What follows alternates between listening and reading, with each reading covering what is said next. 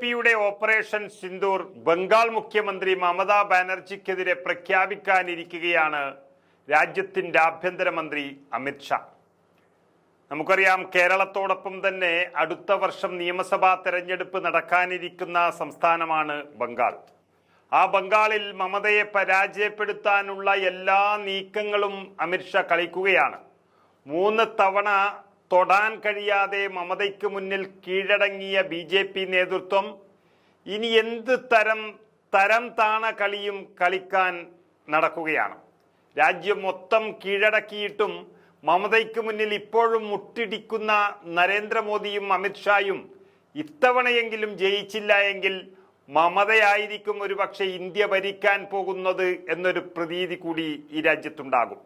അതുകൊണ്ട് തന്നെ BJP ഇന്ന് ഏറ്റവും ആഘോഷിക്കുന്ന ഓപ്പറേഷൻ സിന്ദൂരിന്റെ പേര് ഓർമ്മിപ്പിച്ചുകൊണ്ടാണ് ബംഗാളിൽ യുദ്ധത്തിനൊരുങ്ങുന്നത്. അതിന്റെ ഭാഗമായി അമിത്ഷാ ബംഗാളിൽ തന്നെ ക്യാമ്പ് ചെയ്യാൻ തുടങ്ങിയിരിക്കുന്നു. നമുക്കറിയാം, 2 സംസ്ഥാനങ്ങളാണ് അമിത്ഷാ ആദ്യം മുതൽ തന്നെ കണ്ണുവച്ചത്. ഒന്ന് തമിഴ്നാട്, മറ്റൊന്ന് പശ്ചിമ ബംഗാൾ. തമിഴ്നാട്ടിൽ BJP തകർന്ന് തരിപ്പണമായിരിക്കുന്നു. ഒരൊറ്റ ലോക്സഭാ സീറ്റ് പോലും ലഭിച്ചില്ല.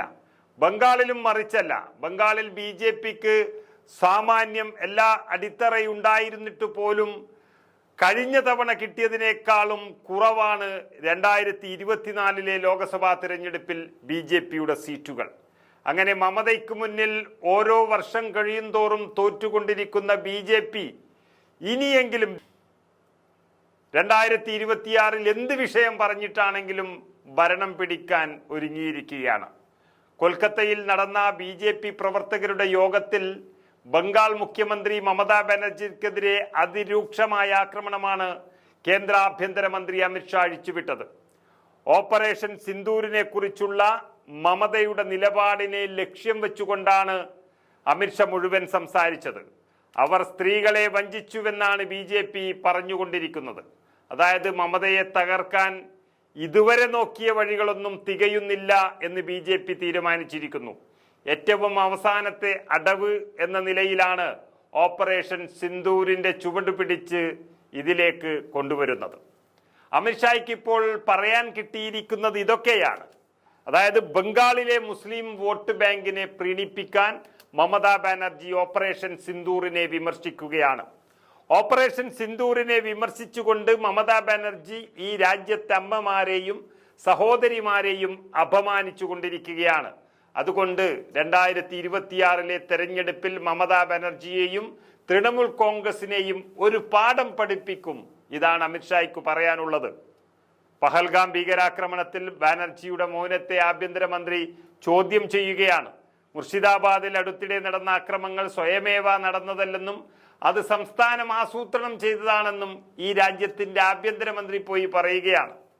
തെരഞ്ഞെടുപ്പ് നേട്ടങ്ങൾക്കായി തൃണമൂൽ കോൺഗ്രസ് അതിർത്തി സുരക്ഷാ നടപടികൾ തടയുന്നുവെന്നും അമിത്ഷാ പറഞ്ഞുകൊണ്ടിരിക്കുന്നു. മമതാ ബാനർജി പാകിസ്ഥാൻ ഭീകരരെ എത്ര വേണമെങ്കിലും അനുകൂലിച്ചേക്കാം, പക്ഷെ ഇത് പ്രധാനമന്ത്രി മോദിയുടെ സർക്കാരാണെന്നും ഓപ്പറേഷൻ സിന്ദൂർ ഇതുവരെ അവസാനിച്ചിട്ടില്ലെന്നും ഞാൻ അവരോട് പറയാൻ ആഗ്രഹിക്കുന്നു എന്നാണ് അമിത്ഷാ മമതാ ബാനർജിയെ ഓർമ്മിപ്പിക്കുന്നത്.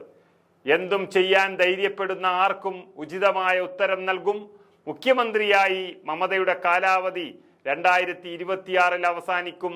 ബംഗാളിൽ BJP അടുത്ത സർക്കാർ രൂപീകരിക്കുമെന്ന ആഗ്രഹത്തോടെയാണ് അമിത്ഷാ തന്റെ വാക്കുകൾ അവസാനിപ്പിക്കുന്നത്.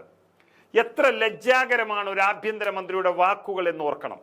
ഈ രാജ്യം മുഴുവൻ ഇന്ത്യൻ സൈന്യത്തിനും സർക്കാരിനും പിന്തുണ പ്രഖ്യാപിച്ച് ആത്മവിശ്വാസം നൽകിയപ്പോൾ ഇത് തങ്ങളുടെ മാത്രം വിജയമാണെന്നും തങ്ങൾക്കിഷ്ടമല്ലാത്തവർ മുഴുവനും പാകിസ്ഥാന്റെ ആളുകളാണെന്നും പറയുന്ന ഒരാൾ ഈ രാജ്യത്തിന്റെ ആഭ്യന്തരമന്ത്രിയായിരിക്കുന്നത് നാണക്കേട് തന്നെയാണ്.